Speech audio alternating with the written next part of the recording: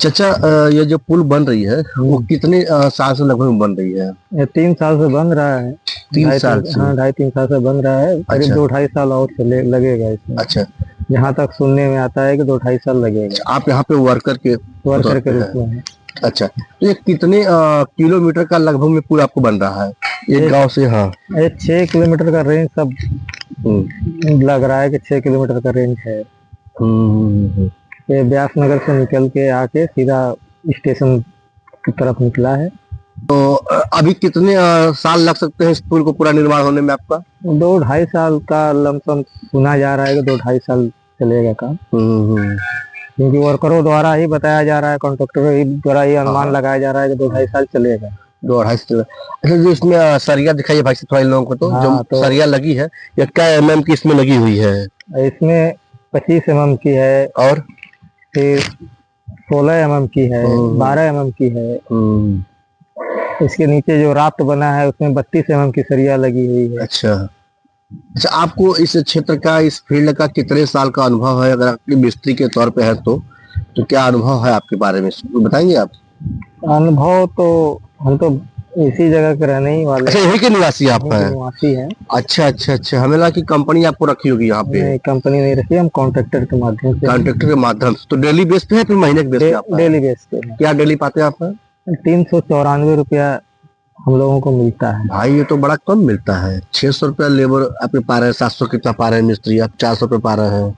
क्योंकि अब हम लोगों की क्या है कि करना इसलिए है कि अब घर के करीब में ही काम है। अब दूर जाएंगे तो भाई बजट उतना ही गिरेगा, खर्चा उतना ही गिरेगा। अच्छा, यही सोच के हम लोग और ये 30 दिन आपका मतलब चलने वाला है? 30 दिन काम मिलता है। यही फायदा है कि 30 दिन काम मिलता है। शहर जाएंगे तो कभी मिला कभी नहीं मिला, कभी मिला कभी नहीं मिला। अब फिर वापस भी आना था, उसका भी किराया, खान खर्चा भी लगता है, भाड़ा किराया इसको 394 रुपये आपको मिलता है। 6 रुपया कम है, 400 रुपया में फिर भी ठीक है। अभी ठीक है, मतलब कि 30 दिन काम मिलता है। लोकल। आप बताइए कि जो जिस किसान के खेत से या पुल जाएगा, पुल बनेगा, खेत में बन रहा है, उस किसान को भी तो कुछ दे दिया गया होगा रोकड़ा? हाँ, जो भी उनका चार्ज होगा आपका, वो सरकारी मालकियत के हिसाब से जमीन का जो भी कीमत है उनको, अच्छा आपको, हाँ, उनको दे दिया गया। बिना दिए किसान तो काम लगने नहीं देगा। यही सबका। अच्छा, बिहार में आप देख रहे हो कि पुल जो है ढह जा रही है, उसमें क्या कहना चाहेंगे आप? पुल चोरी हो जा रही, पुल ढह जा रही है। अब पुल ढह जा रहा है तो उसमें कॉन्ट्रैक्टर की भी कुछ कमी है। कुछ तो कंपनी की कमी है कि मटेरियल किस क्वालिटी का मटेरियल दिया। अगर कंपनी मटेरियल सही ढंग से दे रहा है तो कॉन्ट्रैक्टर की कमी है उसमें।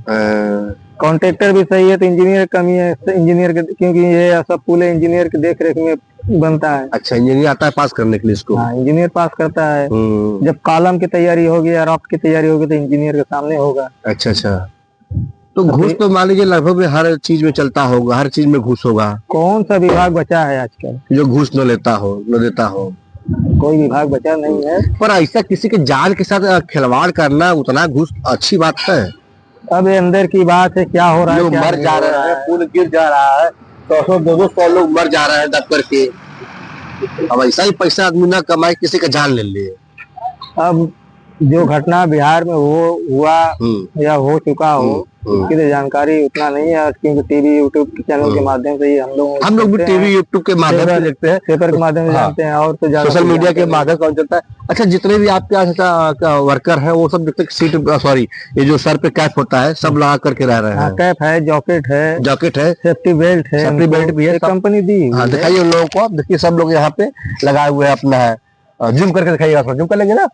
हाँ, देखिए यहाँ पे लोग लगाए हुए, कैप भी लगाए हुए हैं, सेफ्टी बेल्ट भी लगाए हुए हैं, वहाँ पे लोग नीचे भी हैं।